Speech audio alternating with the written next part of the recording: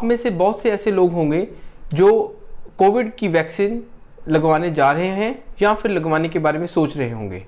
तो आज हम इसी टॉपिक पे बात करेंगे कि वैक्सीन लगवाने के बाद कौन से प्रॉब्लम्स आपको फेस करनी पड़ सकती हैं, ये वैक्सीन सेफ़ है या नहीं, या फिर ऐसी जो प्रॉब्लम्स पेशेंट्स में सामने आ रही हैं वो होती क्यों हैं। तो आइए दोस्तों, इसके बारे में आज हम बात करते हैं। नमस्कार दोस्तों, ट्रीटमेंट एक्सप्लेन चैनल में आपका स्वागत है। मैं हूं डॉक्टर रमनदीप, आपका होस्ट। आज हम जिस टॉपिक पे बात कर रहे हैं वो आज का बर्निंग टॉपिक है, वो है कोविड वैक्सीनेशन। दोस्तों, आजकल वैक्सीनेशन को लेके बहुत से लोगों में बहुत सी बातें चल रही हैं। कुछ लोगों को इसके बारे में भ्रम है कि ये बहुत से सीवियर जो साइड इफ़ेक्ट करता है और इसको लेने से उनके शरीर में कुछ ऐसी प्रॉब्लम्स हो सकती हैं या फिर उनकी मौत भी हो सकती है।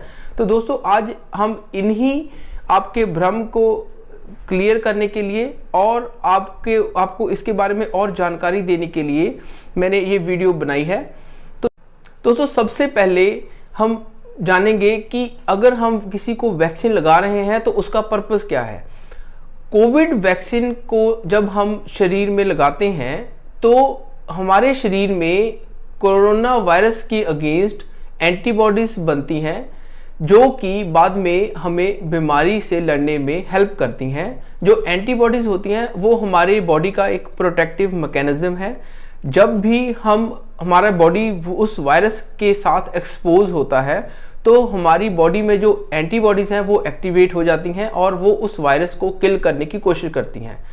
तो अब ये सब इसलिए इम्पॉर्टेंट है जानना क्योंकि इससे आपको इसका मैकेनिज्म पता लगेगा कि आपको ये साइड इफ़ेक्ट्स क्यों आ रहे हैं।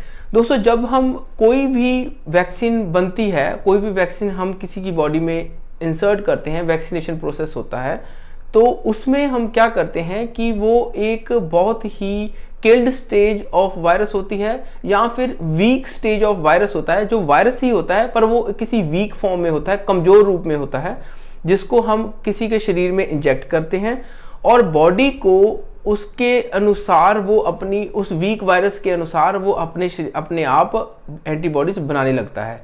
और हमारे भारत में कोविड के लिए 2 वैक्सीन्स बनी हैं। कोविड के लिए कोविशील्ड और दूसरी है कोवैक्सीन।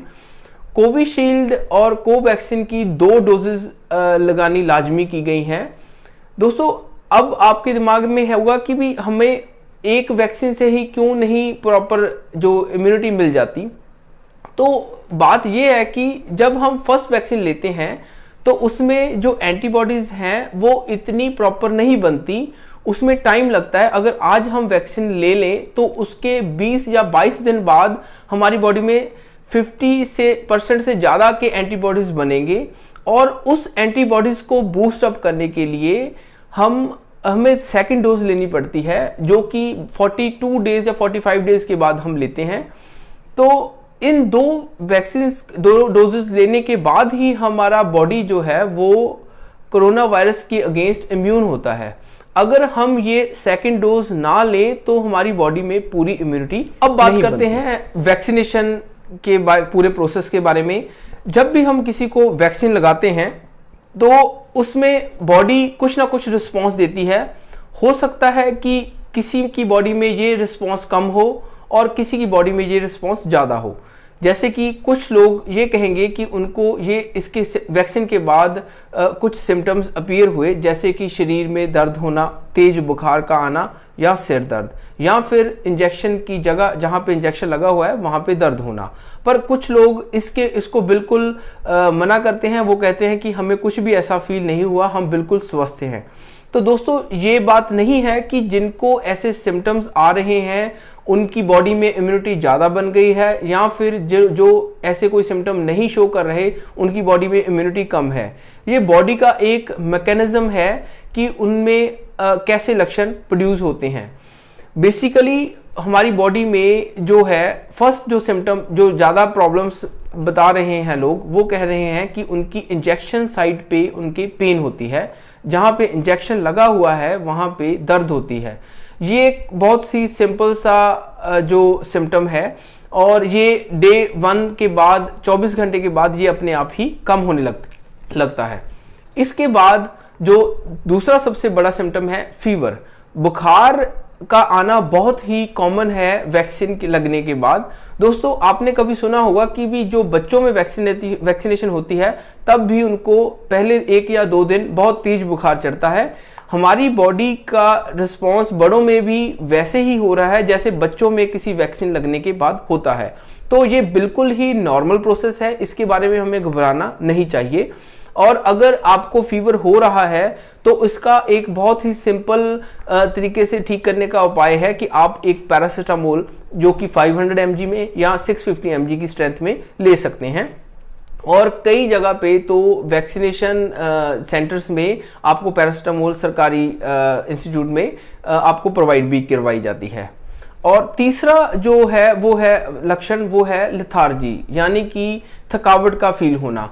बहुत से पेशेंट्स ऐसे बताते हैं हमें कि उनको इंजेक्शन लगने के बाद शरीर टूटा टूटा सा फील हो रहा है और उनको ऐसा लग रहा है कि भी उनका बहुत ही ज़्यादा बुखार लग रहा है या फिर उनको शरीर में ताकत नहीं है।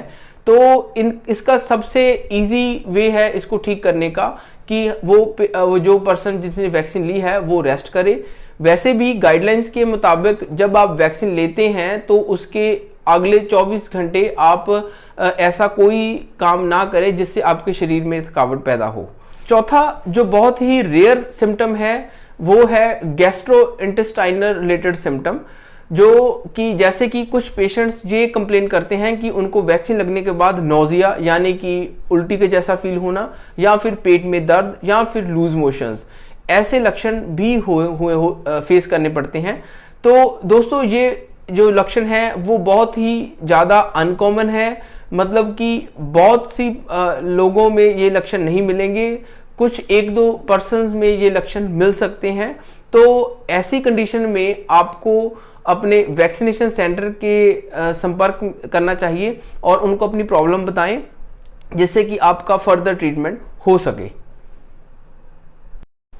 अंत में मैं आप सबसे ये रिक्वेस्ट करना चाहता हूं कि अगर आप सोच रहे हैं कि कोविड वैक्सीन लेनी है तो आप जरूर जाएं और आप अपने आसपास भी इसके लिए लोगों को मोटिवेट करें, क्योंकि अभी हमारे पास सिर्फ एक ही आस की किरण है जो कि वैक्सीन के रूप में है। उसके अलावा कोरोना से बचने के लिए हमारे पास अभी तक कोई उपाय नहीं है।